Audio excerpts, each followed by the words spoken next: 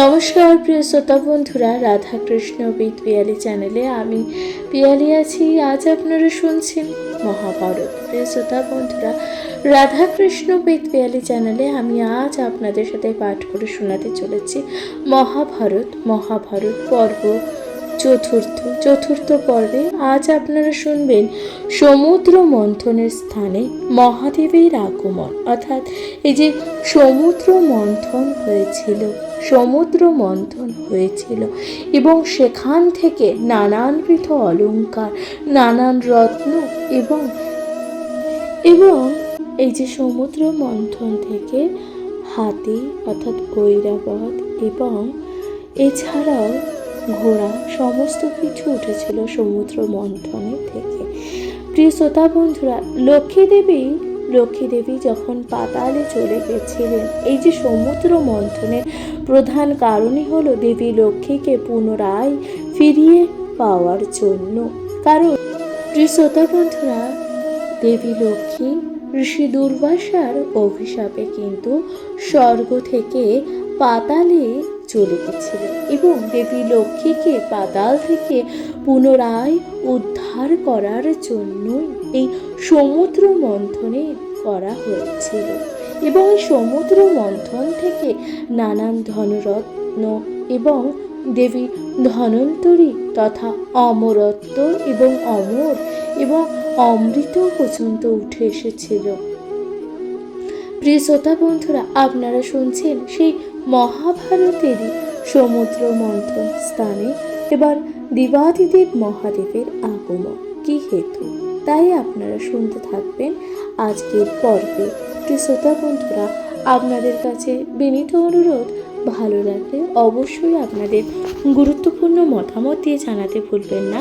কারণ আপনাদের একটি ছোট গুরুত্বপূর্ণ মতামত যা অত্যন্তই গুরুত্বপূর্ণ, সুতরাং অবশ্যই শুনবেন, নিজেদের গুরুত্বপূর্ণ মতামত দিয়ে জানাবেন, কমেন্টে লিখতে ভুলবেন না। হর হর মহাদেব। পাশে থাকবেন শুনতে থাকবেন মহাভারত। প্রিয় শ্রোতা বন্ধুরা, মহাভারত আপনাদের কেমন লাগছে অবশ্যই আপনাদের মূল্যবান মতামত দিয়ে জানাতে ভুলবেন না, কমেন্টে লিখতে ভুলবেন না। হর হর মহাদেব এবং জয় শ্রী রাধাকৃষ্ণ। তাহলে শুনতে থাকুন আদি পর্ব মহাভারতের চতুর্থ পর্ব আপনারা শুনতে থাকুন মহাভারত।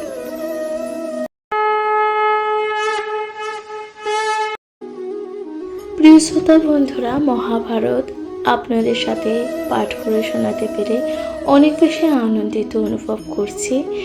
মহাভারত রচনা করেন বেদব্যাস, যে মহর্ষি বেদব্যাস, যাকে কৃষ্ণ দ্বৈপায়ন নামেও যিনি বিখ্যাত আছেন। প্রিয় শ্রোতা বন্ধুরা, আজ আপনারা শুনছেন মহর্ষি বেদব্যাসের রচনা কাশিরাম দাসের কণ্ঠে মহাভারত। আজকের পর্ব সমুদ্র মন্থন স্থানে মহাদেবের আগমন। পার্বতীর কটুভাষ শুনে ক্রোধে দিক পাশ টানিয়া বান্ধিল ব্যাঘ্র পাশ। বাসকে নাগের দড়ি কাকলে বান্ধিও প্রেরি, করে তুলে নিল মৃগবাস।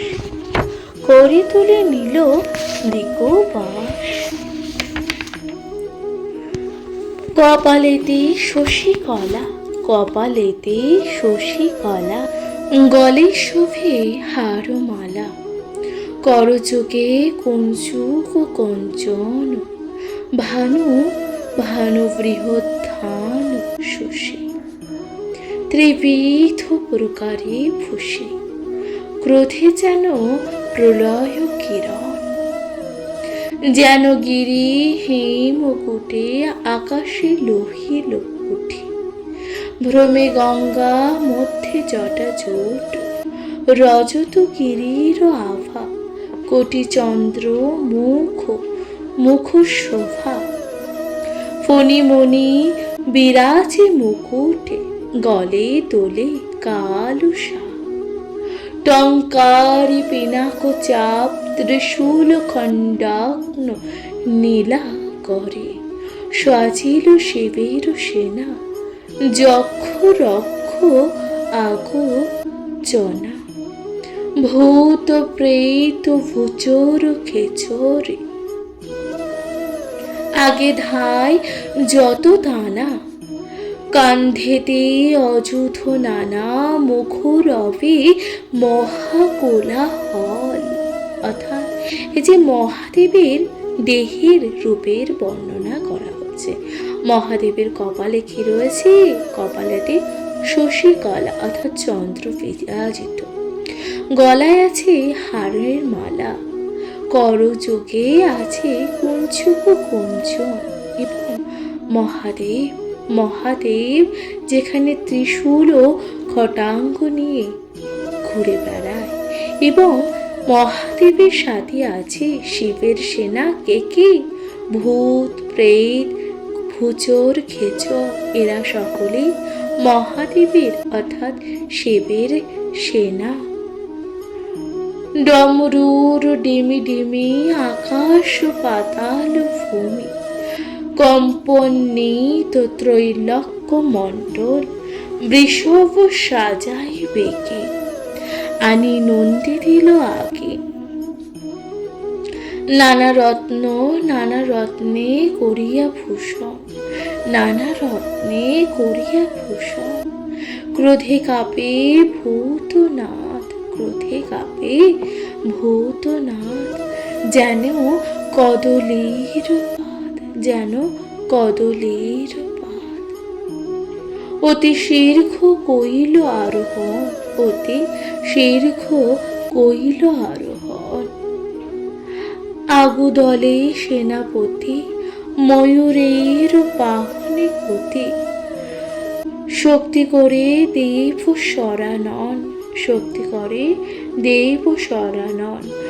গণেশ চড়িয়া মুষ, গণেশ অর্থাৎ দেবাদিদেবের সন্তান শ্রী গণেশ চড়িছে মূষক, করে ধরি পাশাঙ্কুচ, দক্ষিণ ভাগেতে ক্রোধম, বামে নন্দী মহাকাল, করে শূল সুবিশাল, পাশে ভৃঙ্গি ধায়তেন পাদে, চলিলেন দেবরাজ। দেখিয়া শিবের সাজ, তিন লোকে গণিল প্রমাদে, ক্ষণিক ক্ষণিক ক্ষীরদ কুলে, উত্তরিলা তলে বলে, যথা ছিল সব সুর সুর। কহে কাশীদাস দেব, দ্রুত তোর গতি সবে, প্রণমিল দেখিয়া ঠাকুর। অর্থাৎ দেবাদিদেব মহাদেব কিভাবে চলছেন দেখুন। তার আশুদরে সেনাপতি, ময়ূর বাহন তার গতি, এবং শক্তি করে দেব সরানন। সরানন কে? সরানন হলো কার্তিক। গণেশ চড়িয়া মূষক, পাশে ধরি পাশাঙ্কুচ, দক্ষিণ ভাগেতে ক্রোধ মন, বামে নন্দী অর্থাৎ বাম দিকে নন্দী মহাকাল, করি শূল সুবিশাল। এই কথায় মহাদেবের রূপের বর্ণনা করা হয়েছে। প্রিয় শ্রোতা বন্ধুরা, তাহলে আপনারা শুনলেন এই যে সমুদ্র মন্থনে দেবাদিদেব মহাদেবের কি কারণে আগমন, এবং দেবাদিদেব মহাদেব কেনই বা এসেছিলেন, এই সমস্ত কথাই আপনারা শুনতে পারলেন মহাভারতের মাধ্যমে। অর্থাৎ প্রিয় শ্রোতা বন্ধুরা, আপনাদের কাছে বিনীত অনুরোধ, ভালো লাগলে অবশ্যই আপনাদের মূল্যবান মতামত জানাতে ভুলবেন না, কমেন্টে লিখতে ভুলবেন না। হর হর মহাদেব। শুনতে থাকুন মহাভারত। এরপর আপনারা শুনতে চলেছেন পুনর্বার সিন্ধু মন্থন ও মহাদেবের বিষপান। শুনতে থাকুন মহাভারত।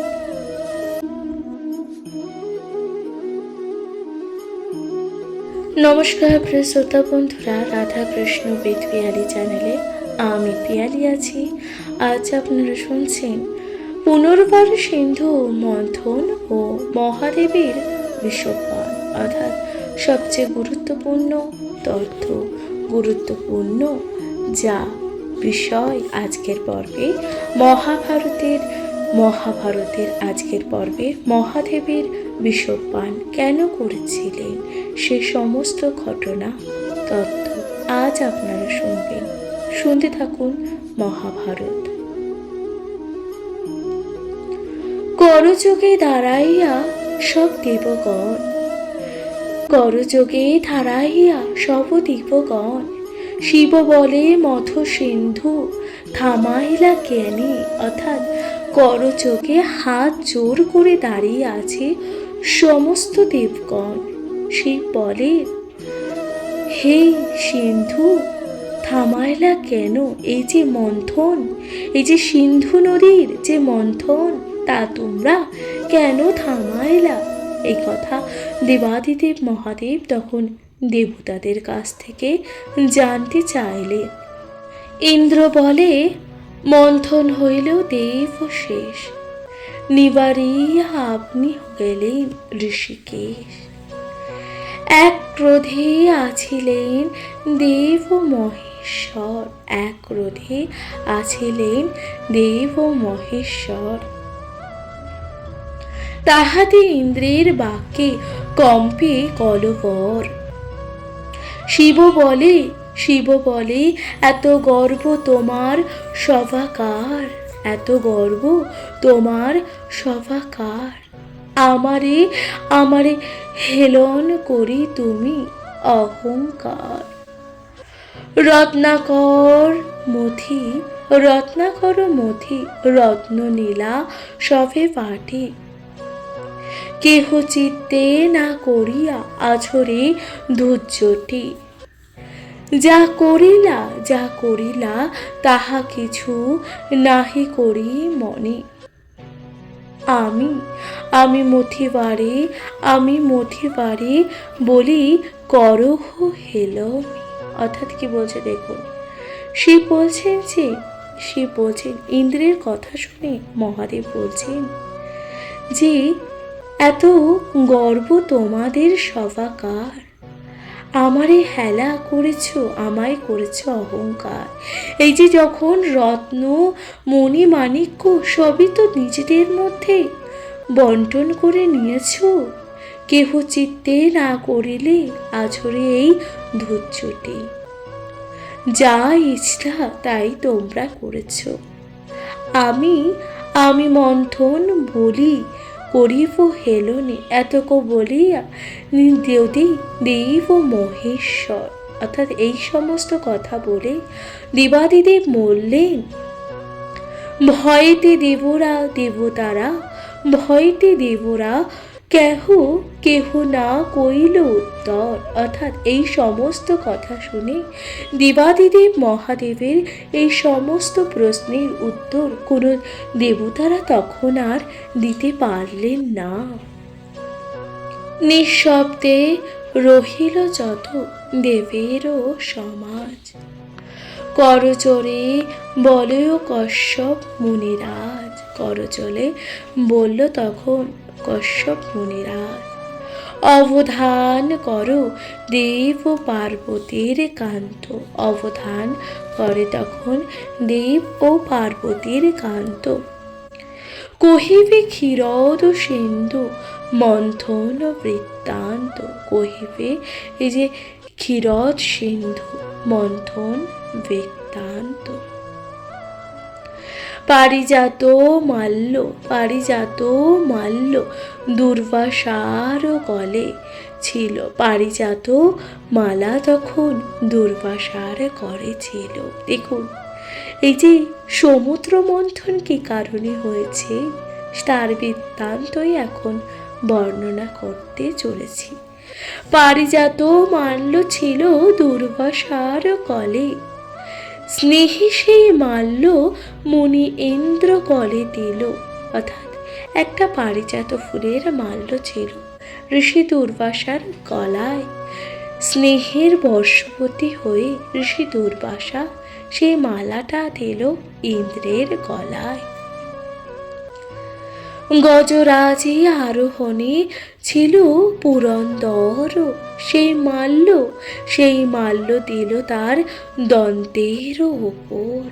অর্থাৎ তখন ইন্দ্র কি করলেন, ইন্দ্র গজরাজ অর্থাৎ ঐরাবতী বসে তখন আরোহণ করছিলেন এবং সেই মালা তখন তুলে দিল তার দন্তের ওপর।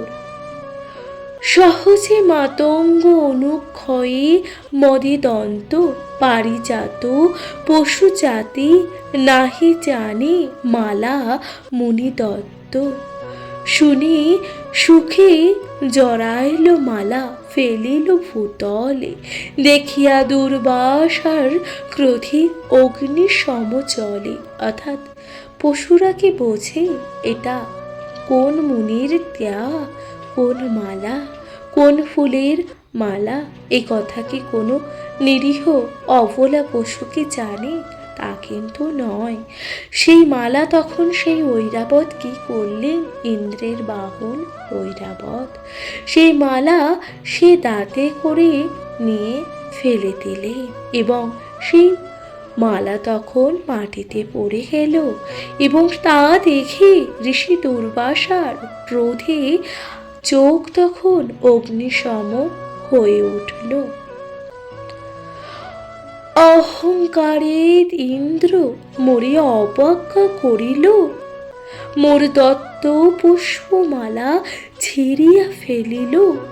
সম্পদে হইয়া মত্ত তুচ্ছ কইল মোরে, দিল সাপ হবি তুই হতলক্ষ্মী পূরণ দরে।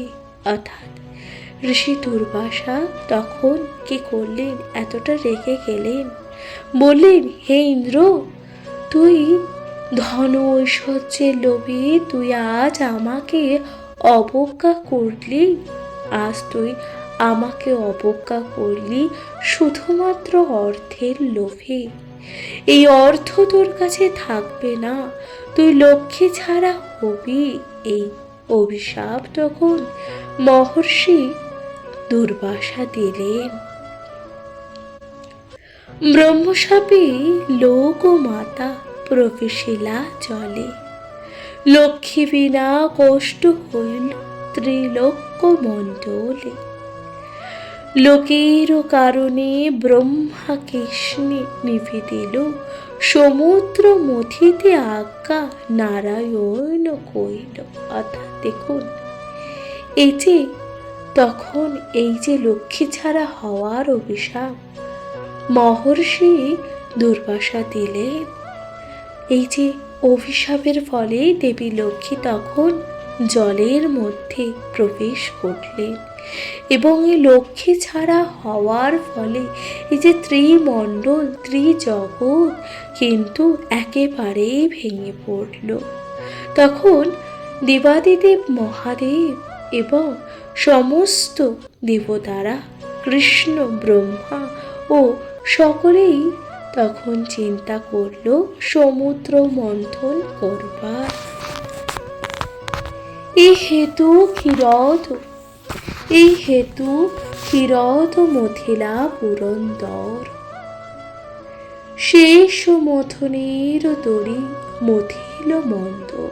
অর্থাৎ এই হেতু ক্ষীরদ মথিল পুরন্দর, এই যে পুরন্দর মন্থন করল, শেষে মন্থন করল দড়ি, মথনে মন্দর।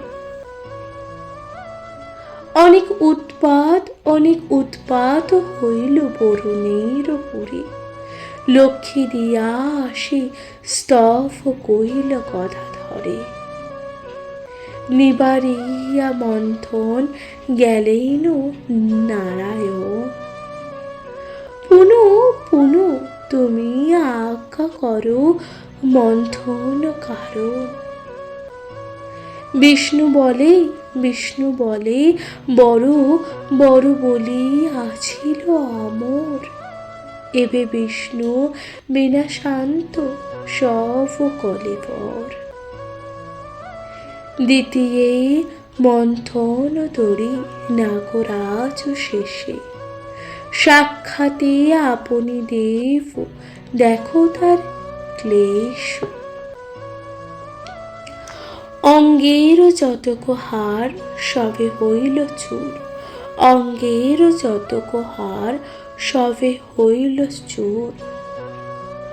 সহস্র মুখেতে লাল বছিছে পূরণ, অর্থাৎ সহস্র মুখেতে লাল বহিছে প্রচুর।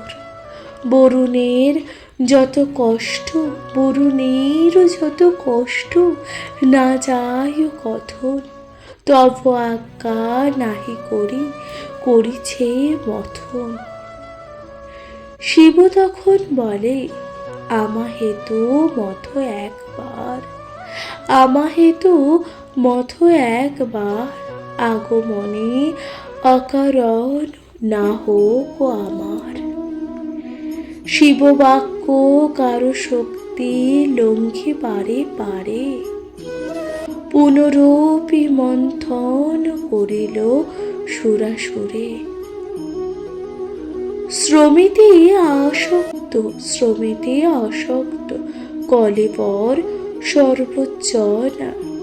ঘন শ্বাস বহে যেন আগুনের কণা। অত্যন্ত ঘর্ষণে, অত্যন্ত ঘর্ষণে তব মন্দর পর্বত সুতপ্ত হইল গিরি মহা অগ্নিপথ। ছিন্ন খণ্ড খণ্ড হইল নাগের শরীর। অর্থাৎ এই যে ক্রমশ মন্থনের ফলে কি হলো, মন্থনের ফলে এই যে নাগ অর্থাৎ বাসুকী নাগের শরীর তখন ক্ষতবিক্ষত হতে লাগলো। ক্ষীরদ সমুদ্র সব বহির রুধিল। অত্যন্ত ঘর্ষণে নাগ তখন সহিতে না পারিল। সহস্র মুখের পথে গরুর বহিল। অর্থাৎ এই তখন কি করলো, নাগের অর্থাৎ নাগের শরীর থেকে গরল অর্থাৎ বিষ তখন বেরিয়ে আসতে লাগলো। কারণ এই যে ঘর্ষণের ফলে সেই যে বাসুকী নাগ আর সে কষ্ট আর সহ্য করতে পারছিল না। সিন্দুর ঘর্ষণ অগ্নি সর্ব গরল। দেবের নিঃশ্বাস অগ্নি মন্থর অনল। চারি অর্শ, চারি অর্শ মিশ্রিত হইয়া এক হলো। চারি অগ্নি তখন মিশ্রিত হইয়া এক হলো। সিন্ধু হতে আচম্বিত বাহির হইল। প্রাত হইতে দিনকর তেজ যেন বাড়ে। প্রাত হইতে দিনকর তেজ যেন বাড়ে। দাবানল তেজে যেন শুষ্ক বন পড়ে। দাবানলের এই যে তেজের ফলে সেই যে শুকনো বন তখন পুড়ে যেতে লাগলো। যুগান্তরের কোলে যেন সমুদ্রের জল। মুহূর্তে ব্যাপিল তথা সংসার সকল। দহিল সবার অঙ্গ বিষের জ্বলনে। এবার তখন সবার অঙ্গ কি হতে লাগলো, বিষের জ্বলনে তখন জ্বলতে লাগলো। সহিতে না পারি ভঙ্গ দিল সর্বক্ষণে। অর্থাৎ সেই যে বিষের জ্বালা সহ্য করতে পারছিল না দেবতা ও অসুর, তার ফলে তারা কি করলেন, তারা সেই মন্থন থেকে পালিয়ে গেলেন সকলে। পালায় সহস্র চক্ষু কুবের বরুণ। প্রলয় সমান অগ্নি দেখিয়া দারুণ। অর্থাৎ তখন কুবের দেব এবং বরুণ দেব পর্যন্ত পালিয়ে গেলেন এই মন্থন দেখে। প্রলয় সমান সেই অগ্নি দেখিতে লাগলে দারুণ। অষ্টবসু নবগ্রহ অশ্বিনী কুমার। অষ্টবসু ও নবগ্রহ এবং অশ্বিনী কুমার দ্বয়, অসুর রাক্ষস যক্ষ যত ছিল, আর অর্থাৎ অসুর রাক্ষস আর যত ছিল মানুষ, পালাইয়া গেল যত ত্রৈলোক্যের জন, সকলে এক এক করে পালিয়ে চলে গেল। বিষণ্ণ বদনে তবে চাহে ত্রিলোচন। অর্থাৎ তখন এই যে জগৎ সংসার তখন বিষণ্ণ বদনে তাকিয়ে আছে। দূরে থাকে দেবগণ, সবে করে তখন স্তুতি, রক্ষা করো ভূতনাথ অনাথের ভূতি। দেখুন, তখন দূরে দাঁড়িয়ে সকলে মহাদেবের স্তুতি করছিলেন যে হে ভূতনাথ, আমাদের আপনি রক্ষা করুন। তোমা বিনা রক্ষা কর্তা নাহি দেখে অন, সংসার হইল নষ্ট তোমায় বিদ্যমান। অর্থাৎ তোমা বিনা রক্ষা কর্তা, তুমি ছাড়া এই যে রক্ষা কে আমাদের করবে? সংসার নষ্ট হবে, তোমাকেই এখন আসতে হবে। এই কথা দেবতারা তখন মহাদেবকে স্তুতির আকারে বর্ণনা করতে লাগলেন, করে শোনাতে লাগলেন। রাখো রাখো বিশ্বনাথ বিলম্বনা সয়, ক্ষণিক রহিলে আর সইবে প্রলয়। দেবের বিষাদ দেখে কাকুতি স্তবন। অর্থাৎ তখন কি বললেন, এই যে দেবতাদের এই স্তোত্র দেখে, কাকুতির স্বর দেখে ত্রিলোচন তখন কি ভাবলেন? দেখুন, বিস্মদগ্ধ হয়ে সৃষ্টি দেখি ত্রিলোচনকে, বিশেষ চিন্তনে পূর্বকৃতি অঙ্গীকার। এবার মন্থনে সিন্ধু রত্ন যে আমার, আপন অর্জিত তাহে সৃষ্টি করে নাশ। হৃদয়ে চিন্তিতা আগুন হন কীর্তিবাস। সমুদ্র চড়িয়াছে বিষ আকাশ পরশে, আকর্ষণ করি হর নিলেন কুণ্ডুচে।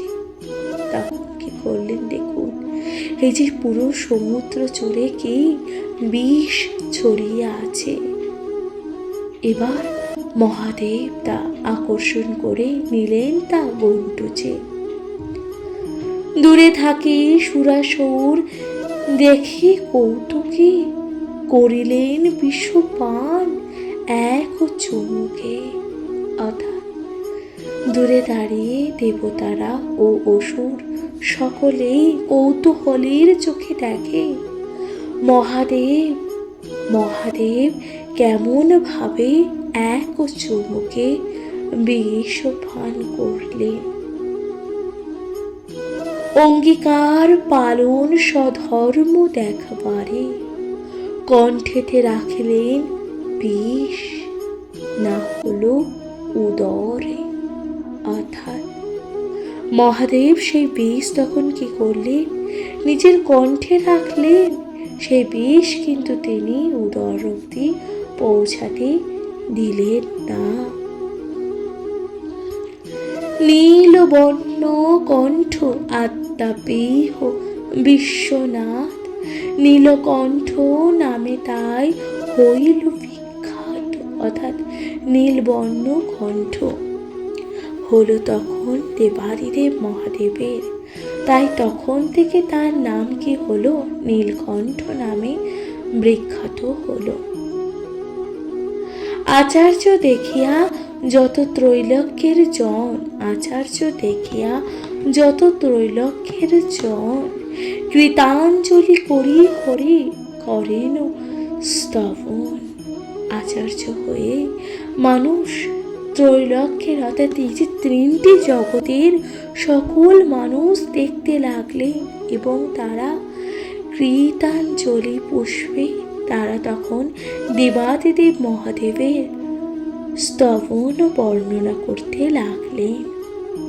বললেন, তুমি ব্রহ্মা, তুমি বিষ্ণু, ধনেরও ঈশ্বর, যম সূর্য বায়ু, বায়ু সোম, তুমি বৈশ্বানর, তুমি শেষে বরুণ, নক্ষত্র, বসু, রুদ্র, তুমি স্বর্গ, ক্ষিতি, অধ, পর্বত, সমুদ্র,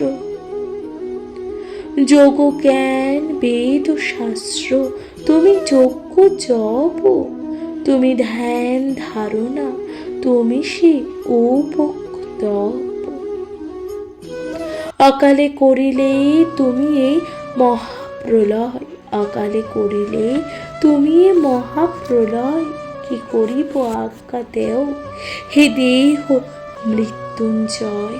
এই কথা তখন সমস্ত দেবতারা মহাদেবের স্তোত্র বর্ণনা করতে লাগলেন এবং দেবাদিদেব মহাদেবকে মৃত্যুঞ্জয় বলে সম্বোধন করতেন।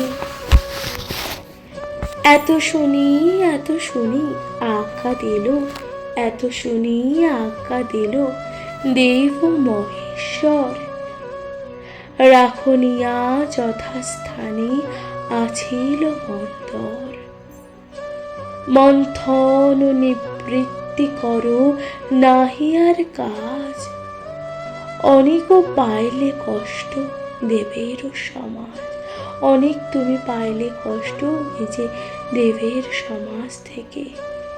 এত শুনি আনন্দিত হইল দেবগণ, এত কিছু শোনার পর আনন্দিত হলো দেবগণ। মন্থর লইতে সবে করিল যতন, অমর অমর ৩৩ কোটি অসুর যত, মন্থর তুলিতে যত্ন করিল হরি, কারো শক্তি নহিল তুলিল গিরিধর, তুলিয়া লহিল গিরি শেষ বিষধর, যথাস্থানে মন্থর থইল লয়ে শেষে, নিবারিয়া গেল সব যার সেই দেশে। কাশীরাম কহে করিয়া মিনতি, অনুক্ষণ নীলকণ্ঠ, অনুক্ষণ নীলকণ্ঠ পদে থাকো মতি।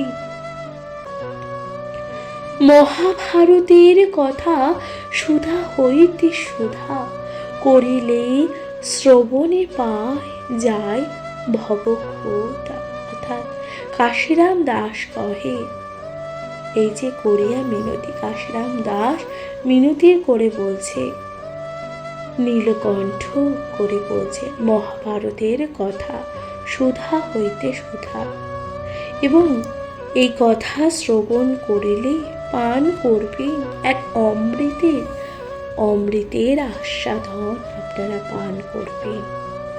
প্রিয় শ্রোতা বন্ধুরা, তাহলে এখানে সমাপ্ত। প্রিয় শ্রোতা বন্ধুরা, তাহলে আপনারা শুনলেন দেবাদিদেব মহাদেবের বিষ পানের কাহিনী। আপনাদের কেমন লাগলো মহাভারত পাঠ অবশ্যই তা লিখে জানাবেন। আপনাদের কাছে বিনীত অনুরোধ, তা ভালো লাগলে অবশ্যই তা জানাবেন এবং আপনাদের গুরুত্বপূর্ণ মতামত দিয়ে জানাতে ভুলবেন না। শুনতে থাকুন মহাভারত।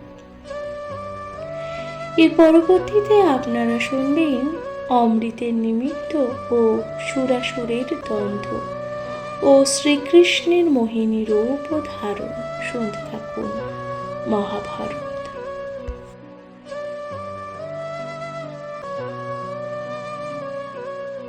নমস্কার প্রিয় শ্রোতা বন্ধুরা, রাধা কৃষ্ণ বিদ পিয়ারি চ্যানেলে আমি পিয়ারি আছি। আজ আপনারা শুনছেন মহাভারত। মহাভারতের আজকের পর্বে আপনারা শুনবেন অমৃতের নিমিত্ত সুরাসুরের দ্বন্দ্ব ও শ্রীকৃষ্ণের মোহিনী রূপের ধারণের বর্ণনা। শুনতে থাকুন মহাভারত। মুনিগণ বলেন, শোনো সুধীর নন্দন, শুনিলাম যে কথা, সে অদ্ভুত কথন। অমর অসুর মিলি সমুদ্রে মথিলি, দেব সব নীল, যত রত্ন উপচেল। রত্নের বিভাগ কেন না পায় অসুর, এত শুনি সুতগণ করেন উত্তর। সৌত তখন বলেন, দৈত্যগণ একত্রে হইয়া, দেবগণ হইতে সুধা লইল কাড়িয়া। সব কার শ্রম হইল যে ক্ষীরদ মন্থনে, যা কিছু উঠিল সব নিল দেবগণে। ঐরাবত হস্তে নিল বাজে উচ্চ শ্রয়ীবা, লক্ষ্মী কৌস্তবাধি মণি শতচন্দ্র আভা। সকলে লইল যেন শিশুগণে ভাণ্ডে, অমরের অমরের ভাগ পারে হয় যত সুধা ভাণ্ডে। এত বলি করিয়া লইল দৈত্যগণ, দেব দেব দৈত্য কলহ হইল ততক্ষণ। অর্থাৎ দেখুন, এই নিয়ে কিন্তু দেবতা ও অসুরদের মধ্যে এক ঝামেলা সৃষ্টি হলো। অর্থাৎ দেবতারা সমস্ত কিছু অসুরদের কাছ থেকে এক এক করে কেড়ে নিলেন এবং অসুরদের তেমনভাবে কিছুই দিলেন না। কিন্তু পরিশ্রম কিন্তু দেবতা অসুররা সবাই সকলে সমান করেছিলেন সমুদ্র মন্থনে, কিন্তু বেশিরভাগটাই পেলেন দেবতারা। এই নিয়ে দেবতাদের মধ্যে একটা তুমুল ঝামেলার সৃষ্টি হলো। এরপর কি হলো? মধ্যস্থ হইয়া হর কহিলে ভাঙিল, দেবদৈত্যগণের প্রতি ডাকাইয়া বলিল, অকারণে দণ্ড সবই করো কি কারণ? সবার অর্জিত সুধা লহ সর্বোচ্চন। শিবের বচনে দ্বন্দ্ব নিবৃত হইল, কে বাটিয়া দিবে সুধা সকলে করিল। অর্থাৎ এই কথা তখন বলতে লাগলেন। তখন মধ্যস্থ হলো, অর্থাৎ হরি অর্থাৎ শ্রী নারায়ণ তখন মধ্যস্থতা করলেন। এই যে দেবতা ও অসুরদের মধ্যে ডেকে বলল, অকারণে দ্বন্দ্ব করে কি লাভ? সবার মধ্যে সুধা অর্থাৎ এই যে অমৃত সকলের মধ্যে বন্টন করা হবে। এই কথা বলে হেনকালে নারায়ণ ধরিলা স্ত্রী বেশ, ধীরে ধীরে উপনীত হইল সে দেশ। রূপেতে হইল আলো চতুর্দশ পুরো। অর্থাৎ নারায়ণ তখন কি করলেন? এক সুন্দর মোহিনী রূপ ধারণ করলেন, এক নারী রূপ ধারণ করলেন এবং সেই রূপের মাধুর্য এত সুন্দর ছিল, সেই রূপের কথাই এখন বলা হচ্ছে। যে চরণে জন্মিল গঙ্গা ভাগীরথী, যার গন্ধে মকরন্ধ ত্যাজি অলিকবিন্দু, লাখে লাখে পরে ঝাঁকে পেয়ে মধুগন্ধ, যুগ্ম অরু রক্তা রম্ভা তরু, চারু দুই হাত। মধ্যদেশে হরি ক্লেশ পায় মৃগনাথ, নাভিপদ্ম পিঠিপদ্ম অপূর্ব নির্মাণ, স্তনোদয় কোষে কোষ কোরক সমান, ভুজঙ্গম সমভুজ মৃণাল জেনিয়া, সুরাসুর মূর্ছাতুর যাহারে হেরিয়া। পদ্মরয় যিনি করে চম্পক অঙ্গুলি, নখবৃন্দ যিনি ইন্দ্রপুর গুণশালী, কোটি কাম যিনি শ্যাম বদন পঙ্কজ, মরহর ওষ্ঠাধর গরুর অগ্রজ, নাসিকায় লজ্জা পায় সুখ চক্ষুখানি, নেত্রদয় শোভাময় নীল পদ্ম চিনি। অর্থাৎ এই যে সেই যে মোহিনী রূপের, নারায়ণের মোহিনী রূপের বর্ণনা করা হচ্ছে।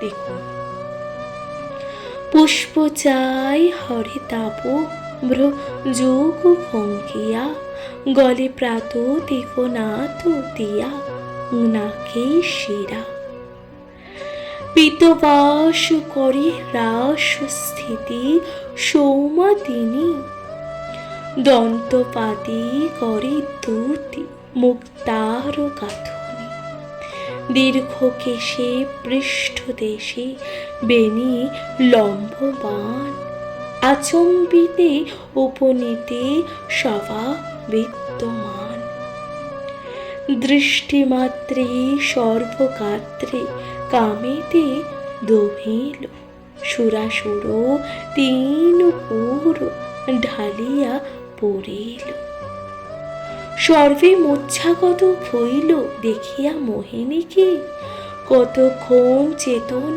পাইল না শুলে পানি, চৈতন্য পাইয়া হরে এক দৃষ্টি চান, দুই ভুজ পসরে ধরিবারে যান।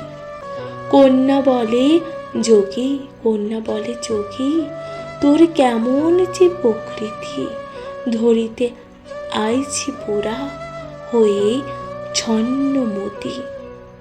এত বলি নারায়ণ চায় শীঘ্র গতি, পাছে পাছে পায় ধরিয়া হলেন পশুপতি।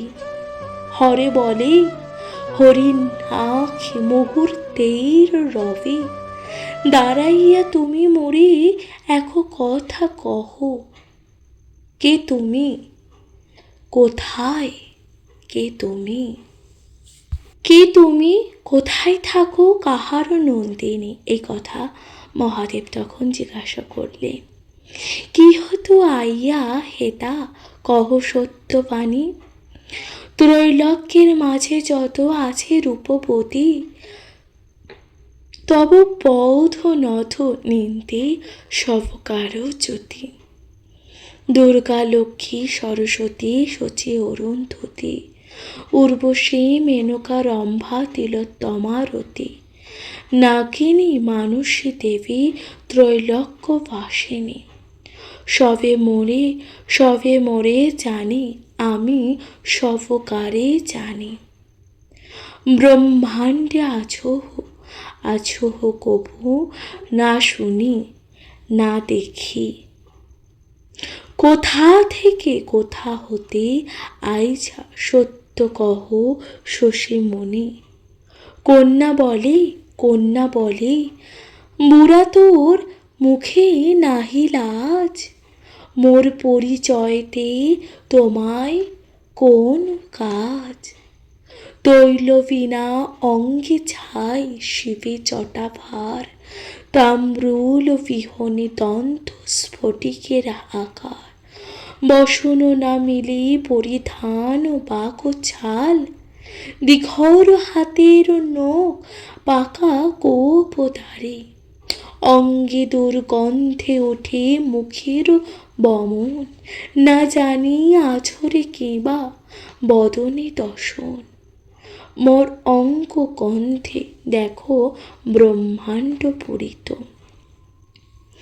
অঙ্গের ছটাতে দেখো ত্রৈলোক্য মোহিত, কোন লাজে চাহ মোর করিতে সম্ভাস, কেমন সাহসে তুমি আইছ মোর পাশ, কিবা রূপ মোক্ষ কো এ রূপ হেরে, সেই পুণ্য সেই ধন্য লোকে বলি তারে, সুর নর মনোহর মোহিনী মূরতি, কাশীরাম করে আস দেখি দিবা রাহতি। প্রিয় শ্রোতা বন্ধুরা, তাহলে আপনারা শুনলেন এই যে নারায়ণ ভগবান শ্রীবিষ্ণুর এই যে মোহিনী রূপের বর্ণনা। আপনাদের কেমন লাগলো অবশ্যই তা লিখে জানাতে ভুলবেন না। আজকের মতো জানাচ্ছি এখানে বিদায়। ভালো থাকবেন, সুস্থ থাকবেন, শুনতে থাকবেন মহাভারত।